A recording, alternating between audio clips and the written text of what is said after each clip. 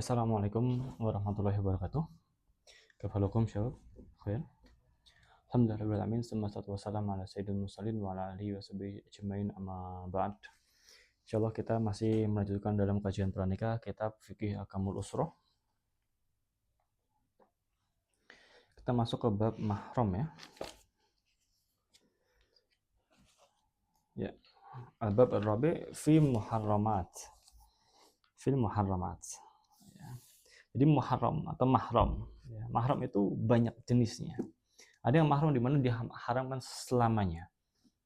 Ya, seperti ibu kandung nggak boleh kita menikah dengan ibu kandung, adik kandung nggak boleh, gitu ya. Nenek nggak boleh. Ada yang diharamkan karena sesuatu hal, sesebab, ada sebabnya. Mertua nggak boleh, menantu nggak boleh, gitu ya. Adik kandung dari istri, kakak kandung dari istri nggak boleh. Ada sebabnya. Jadi nanti insya Allah kita akan bahas tentang muharramat, ya. Apa itu mahram, apa hukumnya, gitu ya. Bismillahirrahmanirrahim. Alhamdulillahirabbil alamin. Wassalatu wassalamu ala sayyidil mursalin wa ala alihi washabihi jami'in amma ba'd. Al-muharramat. Yang pertama, al-muharramat minan nasab. Jadi mahram dari nasab. Sekarang mahram itu apa? Mahram itu apa? Ya. Mahram adalah, ya, saya jelaskan bahwasanya al-muharramat minan nisa ala ta'bid hi allati yakunu sabab tahrimuhunna wasfan ghairu qabil. Ya. Nah, mahram itu adalah yang diharamkan, diambil dari kata mahram, haroma. Ya. Yang diharamkan atas apa? Untuk melakukan pernikahan. Ya. Entah itu dari keturunan, entah itu dari sesuatu hal, ada sebabnya pernikahan ataupun lainnya. Jadi diharamkan pernikahan. Nggak boleh, menikah nggak boleh. Ya, gitu. Maka dari itu haram hukumnya. Dan sains pun menjawab ini ya. Jadi kenapa kita nggak boleh menikah kandung misalkan ya, atau menikah yang sedarah? Ternyata jawabannya, ya, di mana DNA atau genetik itu nanti akan mempengaruhi kromosom itu, sehingga lahirnya hasilnya pun nanti apa? Nggak sempurna. Ya. Jadi hasilnya nggak sempurna. Karena genetik yang sama bertemu membentuk kromosom yang tidak sempurna. Ya, jadi banyak yang lahirnya, mohon maaf, nauzubillah min dzalik, cacat ya, kemudian autis gitu ya, ada mungkin nggak bisa mendengar dan lain-lain. Jadi banyak hal yang dimana ya sudah, kalau udah syariat bilang kayak gini janganlah untuk ikutin, nggak usah tanya kenapa, pasti baik gitu ya. Nah, jadi ini al-muharramat ala ta'bid yang pertama. Al-muharramat ala ta'bid yaitu mahram yang diharamkan menikah secara selamanya, nggak boleh kita menikah selamanya sampai akhir hayat, nggak boleh. Ya. Sebaik apapun dia, secantik apapun dia, seganteng apapun dia, nggak boleh menikah. Pertama, al-muharramat minan nasab, yang berkaitan dengan nasab. Ya. Hiya al-qurbat al-mutafarri'at. Ada 4 jenis. Pertama, usulur rajul minan nisa. Ya. Yang ke atas, ibu, nenek, ibunya nenek, nggak boleh. Ke atas terus, nggak boleh. Ya, nggak boleh. Itu nggak boleh. Ya, sawaun min jihatil atau min jihatil ab. Apakah itu nenek dari ibu atau nenek dari ayah? Nggak boleh. Ya, nggak boleh. Kemudian yang kedua adalah furu'uhu wa in asafal. Ya. Ke bawah, anak, cucu, ya, banatu abnaihi, anak perempuan dari anak laki-lakinya, ya cucu lah ya, nggak boleh, gitu ya. Maka yang ke atas dan yang ke bawah, ya, keturunan atas seperti ibu, nenek dan seterusnya, bawah anak perempuan, cucu perempuan, cicit perempuan, nggak boleh dinikahi selamanya, gitu ya. Wa furu'u abwayhi wa innazal, ya, ke akhwatihi syaqiqat li'ab atau li'am. Ini ke samping siapa? Kandung, saudara kandung.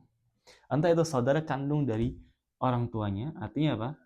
Orang tuanya menikah, dia memiliki kakak, memiliki memiliki anak ya, menjadi kakaknya dia atau adiknya dia, nah itu maka tidak boleh dinikahi. Atau saudara seayah, ayahnya menikah lagi dengan istri lain, ya, dengan perempuan lain, kemudian melahirkan anak perempuan, nggak boleh dia nikah dengan itu. Atau satu ibu, ibunya menikah lagi dengan laki-laki lain, memiliki anak perempuan, nggak boleh. Ini namanya saudara seayah atau seibu dan saudara kandung, ayah dan ibu, satu ayah dan satu ibu, maka tidak boleh. Ya, nah nanti kita bahas nih, apakah saudara tiri boleh? Saudara tiri apa? Ibunya atau ayahnya misalkan nikah lagi dengan perempuan, dan perempuan itu sudah punya anak sebelumnya, anak perempuan.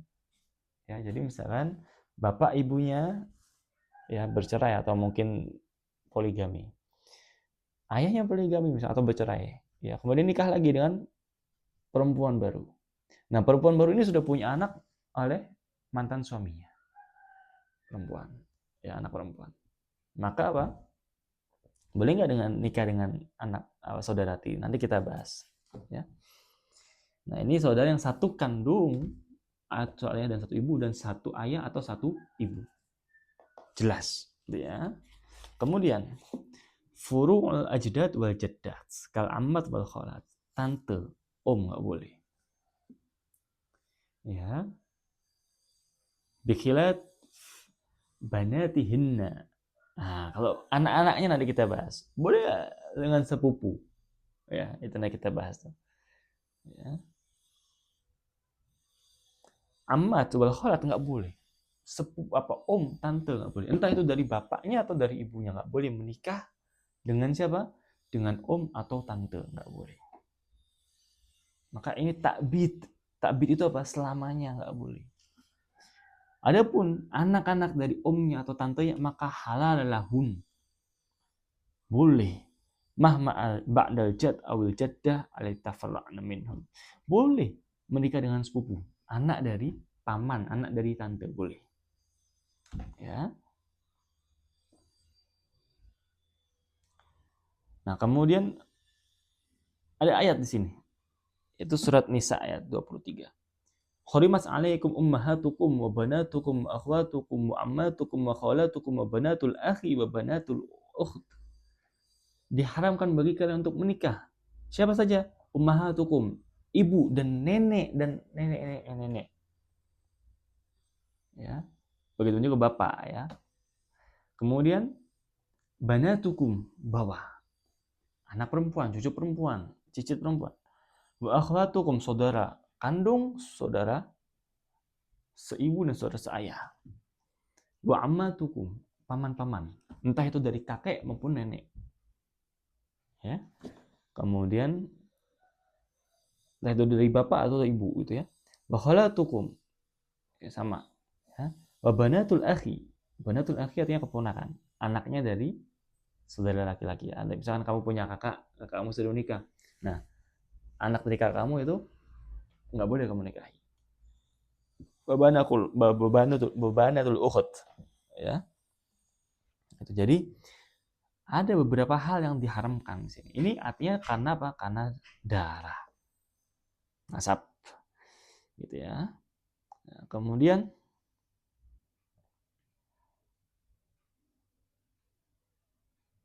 hukum zawaj bil binat minaz zina. Nah, ini menarik. Apa hukumnya anak yang lahir dari zina? Jadi dia belum menikah dengan pasangannya, memiliki anak, kemudian boleh nggak dia lahir? Karena itu kan dalam hukum Islam dia tidak disebut dengan anak, ya, tidak disebut dengan anak kan. Maka jumhur, ya, jumhur artinya di sini ada mazhab Hanafi, Zaidiyah, wal Hambal. Maka tidak diperbolehkan, haram hukumnya menikahi anak kandungnya. Anak kandung di sini adalah anak kandung, walaupun dia anak sah maupun tidak sah secara agama. Ya, tapi kalau waris tidak diwarisi anak itu. Tidak diwarisi anak itu, tidak dilakop atau tidak disebut dengan bin siapa gitu, atau binti siapa gitu ya. Kemudian wasyafi'iyah, ini menarik, Syafi'i wa huwa masyhur fi madhhabihim annaha la tahrum alaihim bi anna ajnabiyyan minhu wa la tansab ilaihi syar'an. Menarik. Wa la yajid tawarus bainahum. Madhab Syafi'i mengatakan Boleh dan tidak diharamkan. Kenapa? Karena tidak ada hubungan nasab. Menarik ini. Ya. Kalau dari mazhab jumhur selain Syafi'i mengatakan boleh. Kenapa? Karena itu secara hakikat ya, maksudnya secara kasat mata itu adalah anaknya dia. Walaupun secara hukum tidak, secara hukum syar'i tidak, tapi secara kasat mata ya anaknya dia, betul, boleh silakan.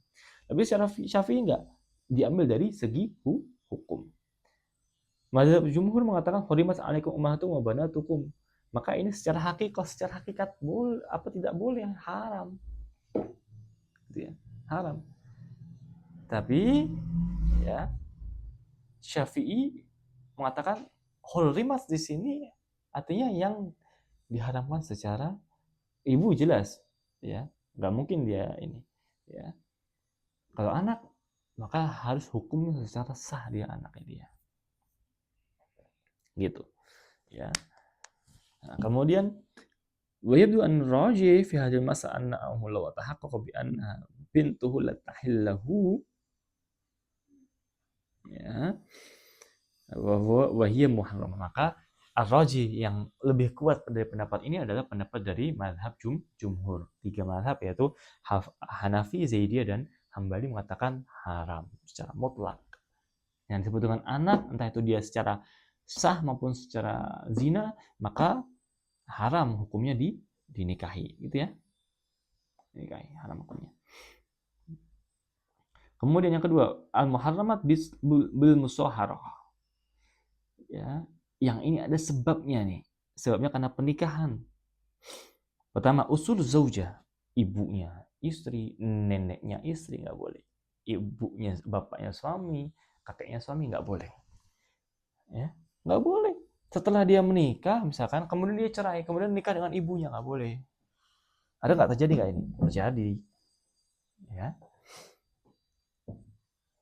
Menikah dengan ibunya istri nggak boleh. Ya, gitu. Kecuali belum sah akadnya. Ya, maka ini diharamkan setelah dia sah mengucapkan kata sah akad, haram menikah dengan ibunya. Tapi kalau misalkan dia belum sah, belum akad, tapi baru tunangan misalkan, baru ya persiapan dan belum akad, maka boleh, masih boleh. Kemudian yang kedua, furu'uz zaujah, anak ya, anak istrinya. Berarti apa tadi?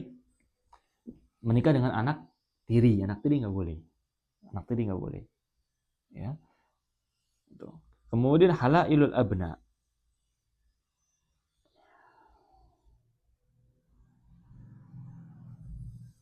Wa halailul aba. Ya. Nah, ini maka cucu, cicit ya, begitu kakek, buyut nggak boleh. Ya.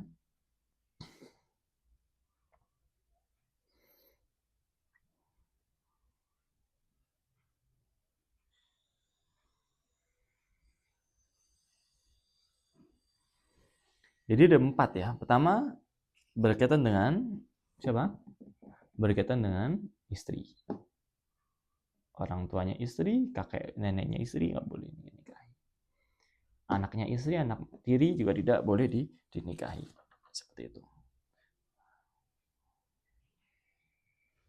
Oke, ada pembahasan yang menarik. Ya. Usul zawj, amma dalil at-tahrim ummu zaujah wa ummahatun nisaikum. Ya, maka tidak diperbolehkan menikah dengan mertua. Ya. Nah, kemudian ya, at-tahrim di sini. Maka mengharamkannya mertua itu setelah dia menikah secara sah. Tapi diharamkannya anak tiri, gitu ya. Anak tiri berarti anak dari mantan suaminya, istrinya dulu. Ya, maka diharamkan setelah dia melakukan hubungan badan dengan istrinya.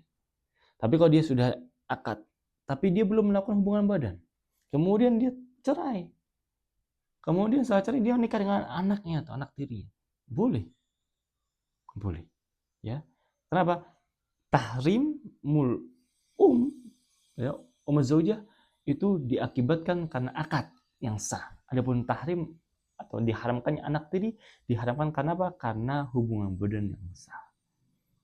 Jadi kalau setelah dia menikah dengan istrinya, kemudian dia ceraikan istrinya, kemudian sebelum belum berhubungan badan, kasih mahar dan lain-lain, kemudian apa?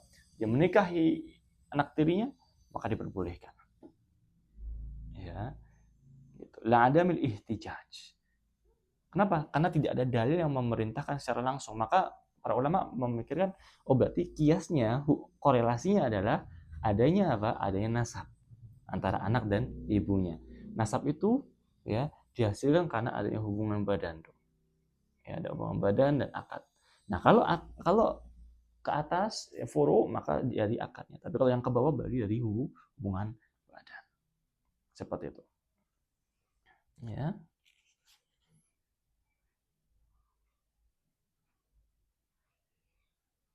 Nah, ada yang menarik di pendapat dari Abu Daud Al-Zahiri mengatakan bahwasanya anal bint, ya, anak tiri, la tahrum illa idza kanat fi hujrihi, ya, fi hijrihi, fi hujratihi. Ya, nah, tapi saya tidak paham ini maksudnya apa ini. Ya, mungkin dia mengambil pendapat lain, tapi pendapat yang marjuh ya, pendapat yang tidak kuat.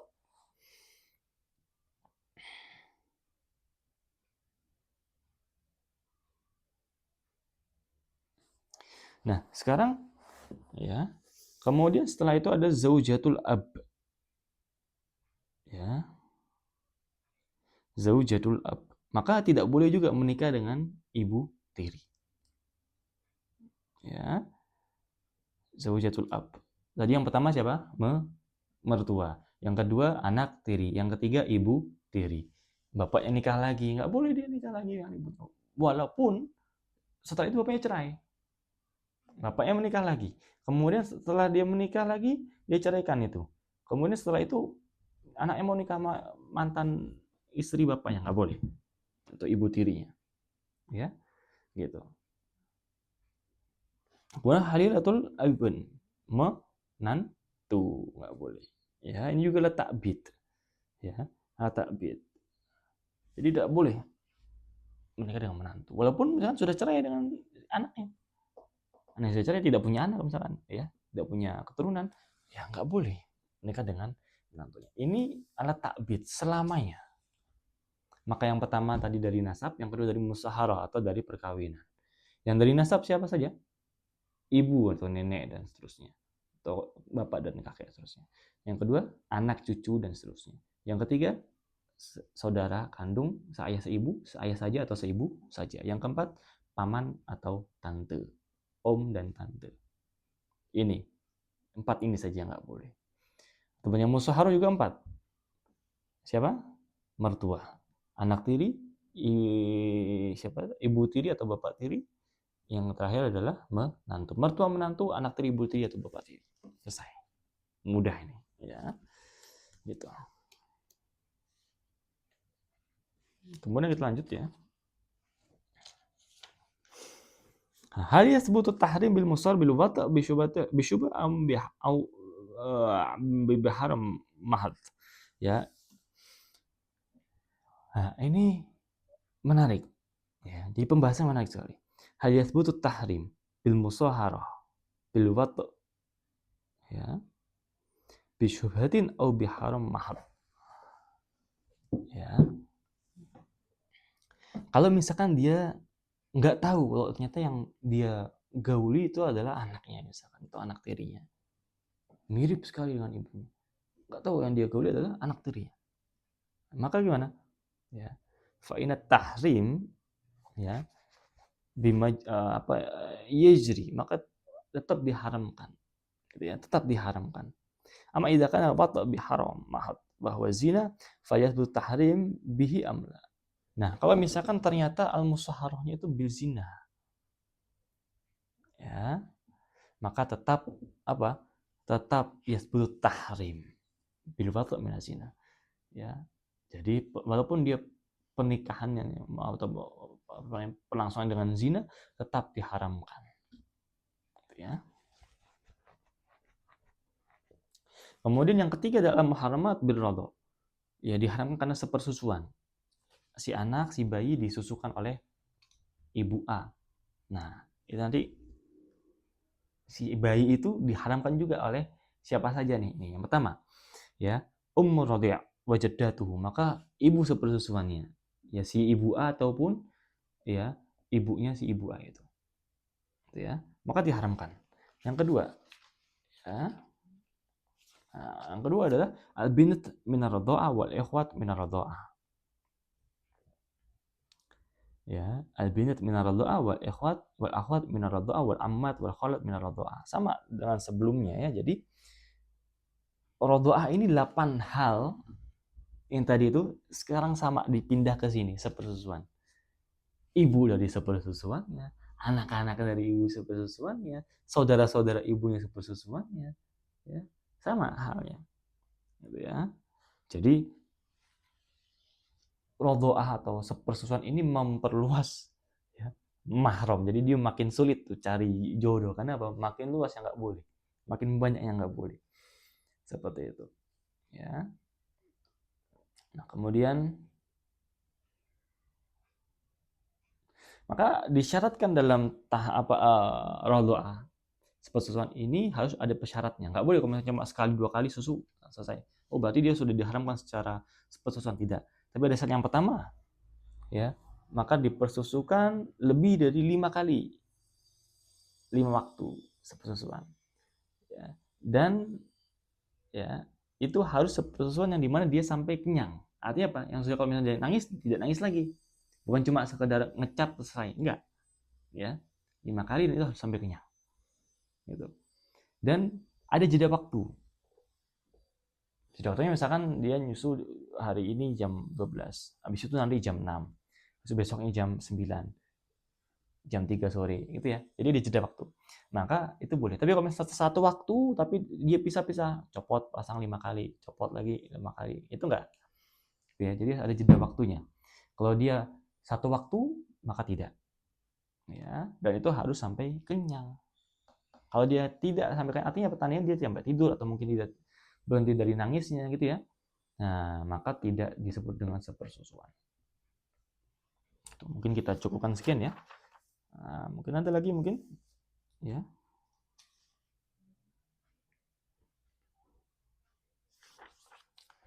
Ini sudah kita banyak sekali hal-hal yang perlu dibahas mungkin sih. Oke, kita tambahkan di sini ya. Nah, ini dia ada yang menarik di sini. Syurutut tahrim birodha yang tadi kita bahas ya. Syarat diharamkannya sepersusuan yang pertama antakuna mardhi'ah imra'ah bayyinatul unusa. Jelas dia adalah perempuan yang menyusui adalah perempuan ya, bukan bapak atau laki-laki gitu ya. Kemudian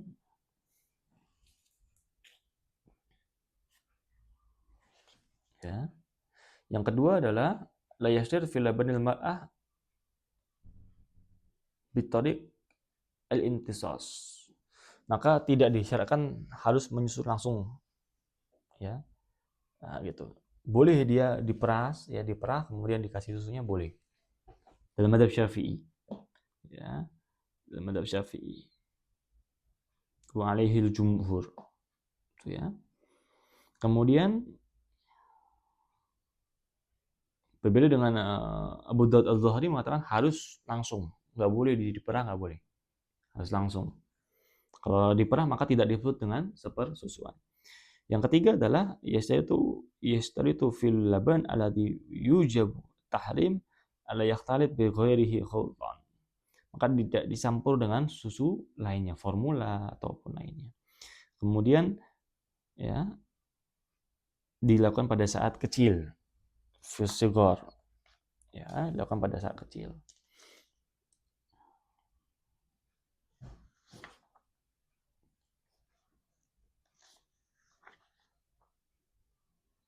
Kemudian an yakuna tahrim bi adat muayyan min ar-radha'ah. Ya, maka tadi 5 kali. Ya, 5 kali. Syafi'iyah maka 5 kali. Ya, minimal 5 kali ya, menyusui. Seperti itu. Adapun sini ada pendapat dari Abu Daud Az-Zahiri dan Ibnu Munzir 3 kali. Ya. Menarik sini. Ya.